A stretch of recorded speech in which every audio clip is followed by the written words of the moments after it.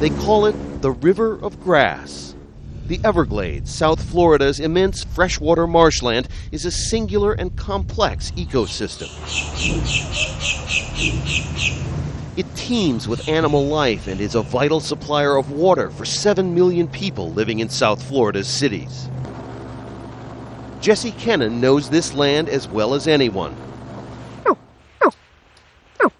He can summon alligators by imitating their squawking calls, a skill acquired during 69 years of living with swamp creatures. You have white-tailed deer, raccoon, possum, squirrel, otter, rabbit, mink, wild boar, black bear, panther, fish, frogs, turtles, snakes, snails, so you have a big variety.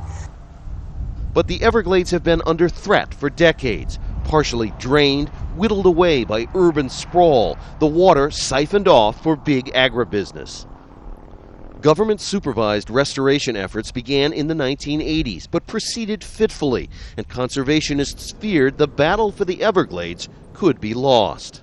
And if all the government agencies of the wealthiest nation on earth can't figure out how to solve the problem of fixing the Everglades, we really question what hope there is for the rest of the planet. Then, in 2008, Florida's governor made a landmark deal with the giant U.S. Sugar Corporation to buy 776 square kilometers of cane fields for $1.75 billion. The land would be permitted to return to marsh, allowing water to flow from Lake Okeechobee in the north through the wetlands to the south. The bold deal was called the last best opportunity to heal the Everglades. The agreement to buy the sugar company's land was supposed to have saved the Everglades once and for all. But now a sour economy and intense political pressure from opponents mean the whole deal is in danger of unraveling. Rival sugar companies, including Florida Crystals, a heavyweight campaign contributor, want to scuttle the purchase of U.S. sugar land. This deal has the potential to negatively affect our members by providing a government subsidy or bailout to a competitor company.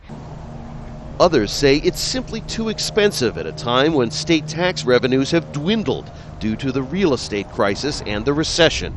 But at a South Florida Water Board meeting, environmentalists demanded the agency seal the deal.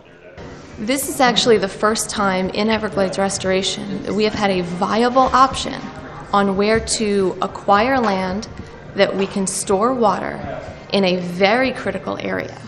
I would argue that we can't afford not to do it. Back in the marsh, where big alligators bask in the sun, Jesse KENNON says it's time for government and business to restore what nature created. It's a very unique, very fragile ecosystem. And you have an awful lot of people that are playing a lot of games with it. Rob Reynolds, Al Jazeera, in the Florida Everglades.